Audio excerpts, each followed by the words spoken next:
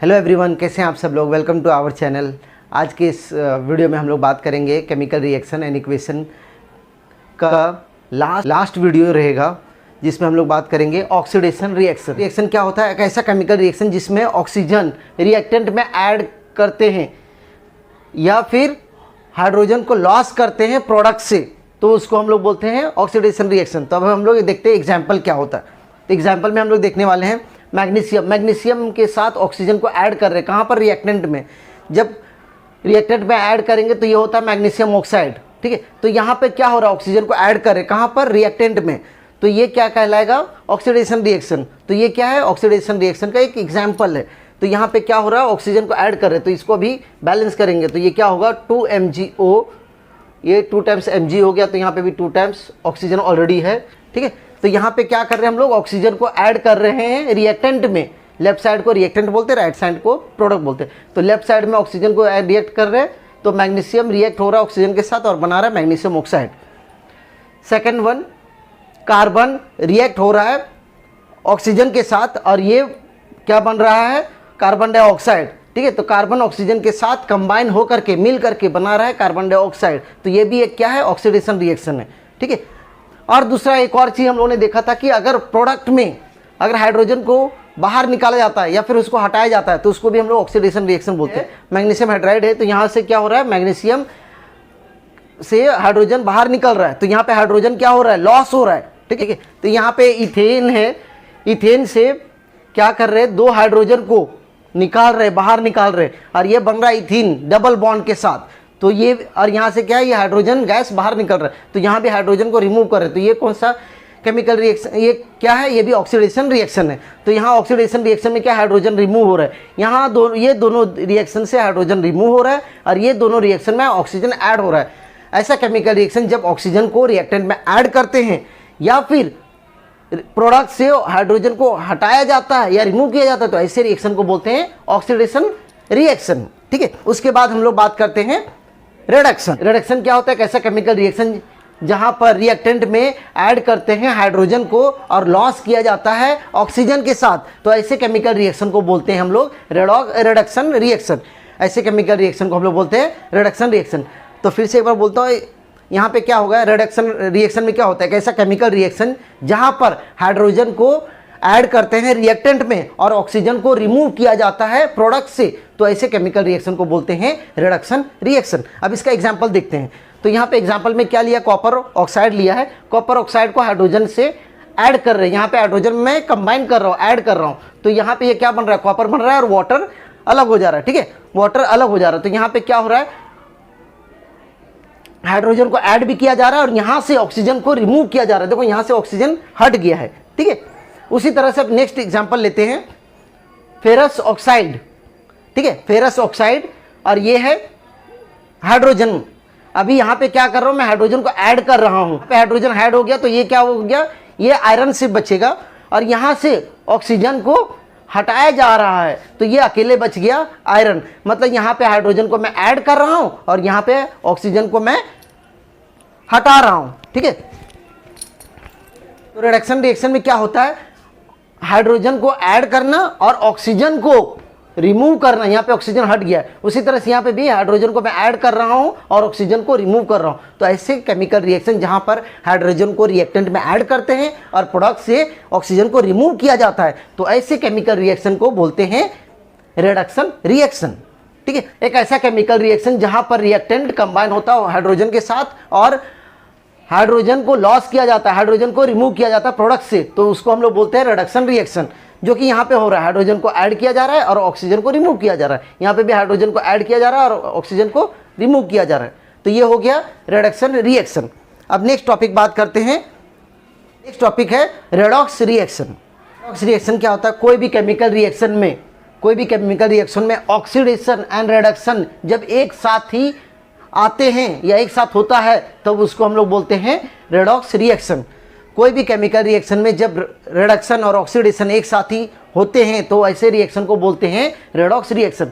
अब यहाँ पे रेडॉक्स रिएक्शन क्या लिखा हूँ? Redox reaction is equal to reduction और ऑक्सीडेशन। यहाँ पे नाम से ही पता चलता है रेडॉक्स में, यहाँ पे रेडॉक्स रिएक्शन में क्या होता है? RED मतलब रिडक्शन, OX मतलब ऑक्सीडेशन, ठीक है। यहाँ नाम से ही पता चल रहा है रेडॉक्स रिएक्शन में रेड मतलब रिडक्शन और OX मतलब ऑक्सीडेशन, ठीक है। रेडॉक्स रिएक्शन में क्या होता है, रिडक्शन और ऑक्सीडेशन दोनों साथ में होते हैं, इसलिए उसको बोलते हैं redox reaction. When in a reaction oxidation and reduction takes place simultaneously, simultaneously मतलब साथ साथ, then that reaction is called as redox reaction. तो रेडॉक्स रिएक्शन में क्या होगा, जब भी कोई भी रिएक्शन में ऑक्सीडेशन और रिडक्शन साथ साथ होंगे तो ऐसे रिएक्शन को क्या बोलते हैं, रेडॉक्स रिएक्शन।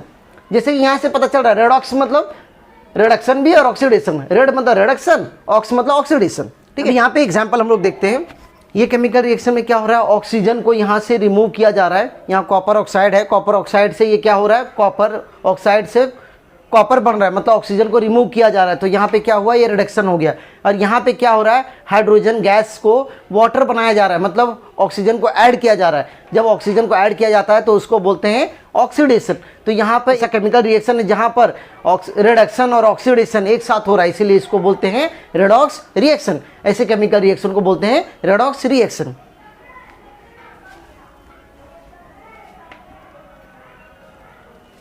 इसको एक बार पॉज करके, ये केमिकल रिएक्शन को एक बार पॉज करके देख लेना। यहाँ पे क्या हो रहा है, ऑक्सीजन को रिमूव किया जा रहा है और यहाँ पे ऑक्सीजन को ऐड किया जा रहा है। जब ऑक्सीजन को रिमूव करते तो रिडक्शन होता है, जब ऑक्सीजन को ऐड करते तो वहाँ पे ऑक्सीडेशन होता है। ऑक्सीजन को रिमूव करके क्या बन रहा है, ये आयरन बन रहा है, और यहाँ पे हाइड्रोजन में ऑक्सीजन को ऐड करके वाटर बनाया जा रहा है। तो यहाँ पे क्या हो रहा है, ये रिमूवल ऑफ ऑक्सीजन, यहाँ पे ऑक्सीजन को रिमूव करके रिडक्शन बन रहा है और यहाँ पे ऑक्सीजन को ऐड करके ऑक्सीडेशन बन रहा है। तो यहाँ पे क्या हो रहा है, दोनों आ रहा है। एक ऐसा केमिकल रिएक्शन है ये जहाँ पर रिडक्शन और ऑक्सीडेशन हो रहा है। तो ऐसे केमिकल रिएक्शन को क्या बोलते हैं, रेडॉक्स रिएक्शन। ऑक्सीडेशन रिएक्शन में जो भी सब्सटेंस के वजह से ऑक्सीडेशन रिएक्शन ऑक्सीडाइजिंग एजेंट, उसी तरह से रिडक्शन रिएक्शन में जो भी सब्सटेंस के वजह से रिडक्शन रिएक्शन होता है उसको बोलते हैं रिड्यूसिंग एजेंट बोलते हैं। ऑक्सीडेशन एंड रिडक्शन में हम लोग डिस्टिंग्विश देखते हैं, ठीक है। तो अभी ऑक्सीडेशन एंड रिडक्शन में हम लोग अंतर देखने वाले, क्या डिफरेंस है दोनों के बीच में। तो ऑक्सीडेशन क्या होता है, जहाँ पर ऑक्सीजन को हम लोग एडिशन करते हैं, ऑक्सीजन को ऐड करते हैं। रिडक्शन में क्या होता है, हाइड्रोजन को ऐड करना। ऑक्सीडेशन में क्या होता है, रिमूव करते हैं, किसको, हाइड्रोजन को। रिडक्शन में क्या होता है, ऑक्सीजन को रिमूव करते हैं।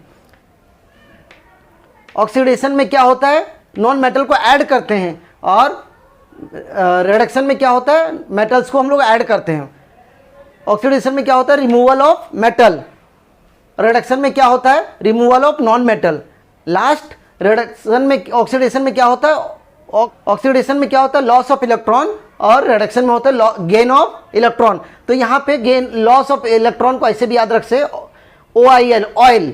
तो ये क्या होगा, oxidation is loss of electron, और रिग मतलब reduction is gain of electron. तो ये 5 पॉइंट्स है। इससे हम लोग अगर कभी डिफरेंस बिटवीन भी आया एग्जाम में तो हम लोग ऐसे लिख सकते हैं, ठीक है। तो इसको स्टेटमेंट बना के, सेंटेंस बना करके लिख भी सकते हैं।